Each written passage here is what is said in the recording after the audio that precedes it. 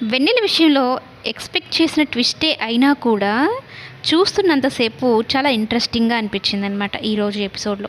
వెన్నెలేమో కంగారు పడుతూ ఉంటుంది. జీలకర్ర, బెల్లం పెట్టేస్తే సగం పెళ్లయిపోయినట్టు కదా! అమ్మ ఇంకా రాలేదేంటి అని కంగారుగా చూస్తూ ఉంటుంది. అప్పుడే వరలక్ష్మి ఒక సీఐని తీసుకొని, తన బంధువులను తీసుకొని పెళ్లి దగ్గరికి వస్తుంది.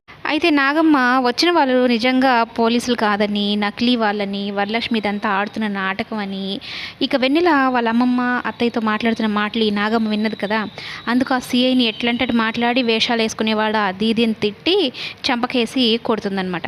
చెంప పగలగొట్టడంతో ఆయనకి విపరీతంగా కోపం వస్తుంది. పోలీసులతో నువ్వు తప్పుగా ప్రవర్తిస్తావా? నువ్వు చేస్తున్న తప్పు అని చెప్తే నన్నే కొడతావా? ఒక అమ్మాయికి ఇష్టం లేకుండా బలవంతంగా పెళ్లి చేయాలనుకుంటావా అనేది అంటూ ఉంటే, అవును నా ఇష్టం, ఈ నాగం ఏమనుకుంటే అది చేస్తుందని అయితే అంటూ ఉంటే, ఇక ఆయన కానిస్టేబుల్స్కి ఫోన్ చేసి వాళ్ళని పిలిపిస్తాడనమాట. చెంప కేసు కొట్టింది కదా, అది తప్పు కదా, చాలా పెద్ద కేసు కదా ఒక డ్యూటీలో ఉన్న పోలీస్ని కొట్టడం అంటే. ఇక అందరూ షాక్ అయిపోతారు నాగమ్మ ఇంటిని. అప్పుడు వరలక్ష్మి నాగమ్మ పక్కకు వెళ్ళి, అయ్యో పిచ్చి నాగమ్మ, వాళ్ళు నకిలీ పోలీసులు కాదు, నిజమైన పోలీసులు.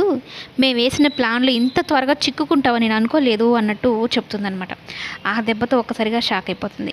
ఇక లేడీ కానిస్టేబుల్స్ రావడం, నాగమ్మని అరెస్ట్ చేస్తూ ఉంటే, ఈ శంకర్ మా పెద్దమ్మని ఎవరేమన్నా అంటే నేను ఊరుకోను అన్నట్టు అడ్డుపడతాడనమాట. అయితే కానీ చట్టం తను చేయాల్సిన పని తను చేయాలి కదా. అయితే ఇంక తీసుకొని వెళ్తూ ఉంటే ఇంక అప్పటికప్పుడు నాగమ్మ ఏం చేస్తుందంటే, ఇంకొంచెం పలుకుబడి ఉంది కదా, తప్పులు చేసే వాళ్ళకే ఎక్కువ ఉంటుందేమో పలుకుబడి, ఇక ఫోన్ చేసి అరెస్ట్ చేయనీయకుండా అయితే చేస్తుందనమాట. తప్పు అయిపోయింది, క్షమించండి, ఏదో తెలియక చేసేసాము అన్నట్టు. అయితే ఇంకా వరలక్ష్మి కూడా వెన్నెలను తీసుకుని వెళ్ళిపోతుంది. ఇంకా ఇప్పుడు నాగమ్మ ఏం ప్లాన్ వేస్తుందంటే, తనకేంటి ఏ రకంగా అయినా సరే ఆస్తి అనేది కావాలి, వరలక్ష్మి ఆస్తి తనకి దక్కాలి, తన కొడుకుని రాజకీయ జీవితంలో ఎదిగేలాగా చేయాలి. సరే శంకర్ పెళ్లి చేసుకుంటే ఉంది, ఎవరు పెళ్లి చేసుకుంటే ఉంది, నాకు కావాల్సిన ఆస్తే కదా, శంకర్ నా చెప్పు చేతుల్లో ఉన్నాడు కదా, రే శంకర్ పోయి నీ భార్యను తెచ్చుకోరా, నలుగురిని పోగేసి పెద్ద మనుషుల్ని పోయి మాట్లాడి నేను తాళి కట్టిన భార్య నా నుంచి దూరం చేస్తున్నారన్నట్టు తిరుక్కోరా అన్నట్టు మాట్లాడుతుంది.